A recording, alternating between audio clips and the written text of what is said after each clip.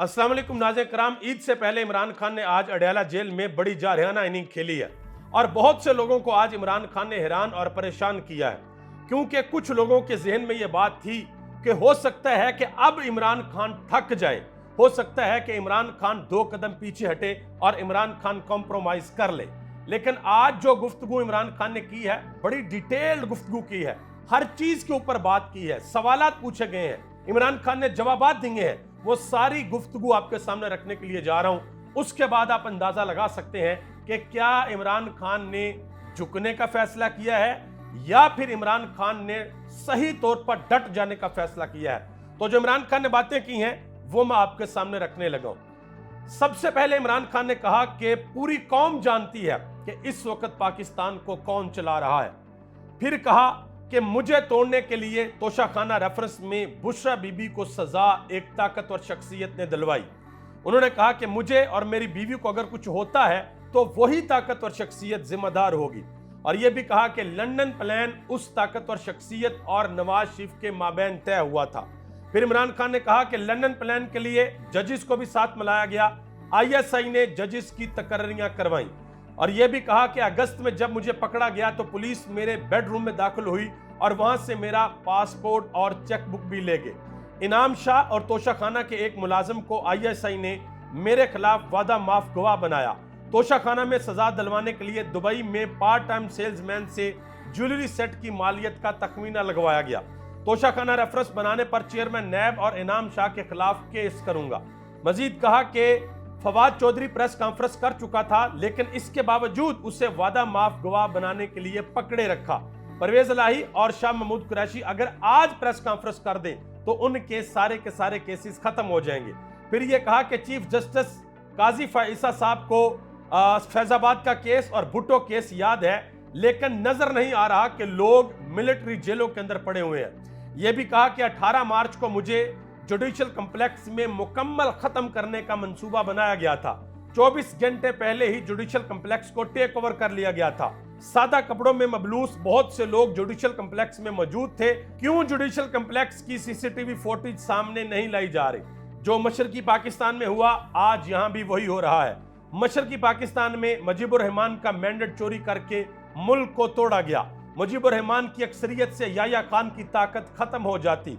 Hamidur Rahman commission report में लिखा है कि मुजीबुर रहमान इलेक्शन जीत गया था। मशरकी पाकिस्तान की तरह अब भी हमारा मैंडेट कम करके हमें कंट्रोल करने की कोशिश की जा रही है। अब आगे और भी बातें की और बड़ी इंटरेस्टिंग, जरा सुनिएगा, सुनने वाली हैं। मजीद इमरान खान ने कहा कि इस वक्त बादशाह पीछे बैठा हुआ है और मोहसिन नकवी वाइसराय बना हुआ है। शहबाज शरीफ फीते काटता फिरता है, उसके पास किसी किस्म की कोई ताकत नहीं है। मुल्क का मुआशी तौर पर बेड़ा गर्क होने लगा है। जजिस कह रहे हैं कि एजेंसियां धमका रही हैं। आसिफ जरदारी और शरीफ फैमिली के अरबों डॉलर बैरून मुल्क पड़े हुए हैं। आसिफ जरदारी ने बयान दिया कि एक सियासी जमात फौज का इमेज खराब कर रही है। जब हम इक्तदार में थे, इमरान खान ने कहा कि जिस वक्त हम इक्तदार में थे तो फौज का इमेज आसमान पर था। फौज का इमेज उस दिन खराब हुआ जब ये चोरों के साथ बैठे। जरदारी और शरीफ खानदान की करप्शन का हमें ISI और जनरल बाजवा ने खुद बताया था। जरदारी और नवाज शरीफ ने तोशाखाना से गाड़ियां ली, उनका केस क्यों नहीं सुना जा रहा? जनरल आसिम मुनीर की तकर्री से पहले आरफ अलवी के जरिए पैगाम भेजा था कि हम आपके खिलाफ नहीं हैं। मैंने आरफ अलवी के जरिए जनरल आसिम मुनीर को टेलीफोन करवाया था कि मुझे इसके लंदन प्लान के बारे में मालूम है।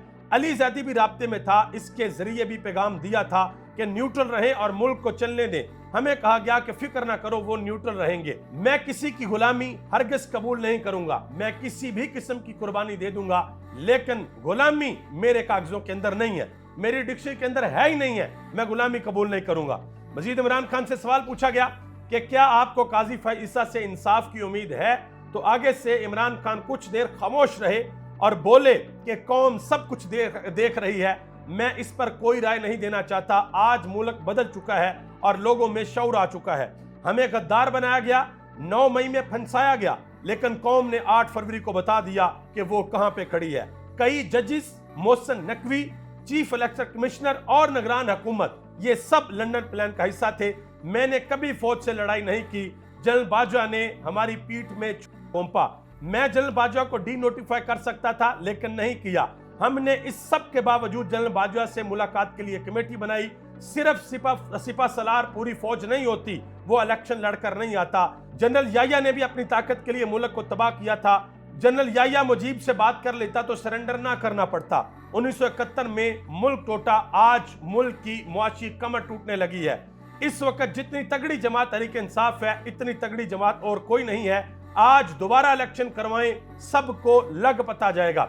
हुकूमत गिरने के बावजूद 2 मरतबा जनरल बाजवा से मुलाकात कर सकता हूं, तो किसी से भी मुलाकात कर सकता हूं, क्योंकि इस वक्त मेरी जात का मसला नहीं है, मसला पाकिस्तान का है, इशू पाकिस्तान का है। मुझे कायल कर लें। और आखिर में इमरान खान ने कहा कि मौजूदा हालात में अदलिया बिल्कुल भी आज़ाद नहीं है। ये एक डिटेल्ड गुफ्तगू थी, मैंने कोशिश किया कि सारी की सारी गुफ्तगू आप तक पहुंचाई है। अब इस गुफ्तगू के बाद अगर किसी बच्चे को भी आप ये गुफ्तगू सुनाए ना कि इमरान खान 245 दिन जेल के अंदर रहकर भी ये गुफ्तगू कर रहा है, तो वो बच्चा आपको एक ही बात कहेगा कि वो अभी भी नहीं टूट रहा, वो अभी भी पीछे नहीं हटा, वो अभी भी लड़ रहा है और अभी भी कह रहा है कि मैं इस सिस्टम से लड़ूंगा और मजीद लड़ूंगा और किसी भी सूरत में पीछे नहीं हटूंगा। और आप देखिएगा कि ईद के बाद पाकिस्तान तहरीक इंसाफ बड़े अग्रेसिव मूड में आपको नजर आएगी। और इमरान खान से एक और भी सवाल हुआ कि आपकी पार्टी के अंदर कुछ लोग हैं, तो इमरान खान ने कहा हाँ, मेरी पार्टी के अंदर कुछ लोग ऐसे हैं जो अभी भी एस्टेब्लिशमेंट से राब्ते में हैं और वो मेरी पार्टी को तोड़ना चाहते हैं। ये सारी बातें इमरान खान को जेल के अंदर पता है। आप सबका बहुत बहुत शुक्रिया। पाकिस्तान जिंदाबाद, पाकिस्तान के अवाम और पाकिस्तान के इदारे पाइंदाबाद।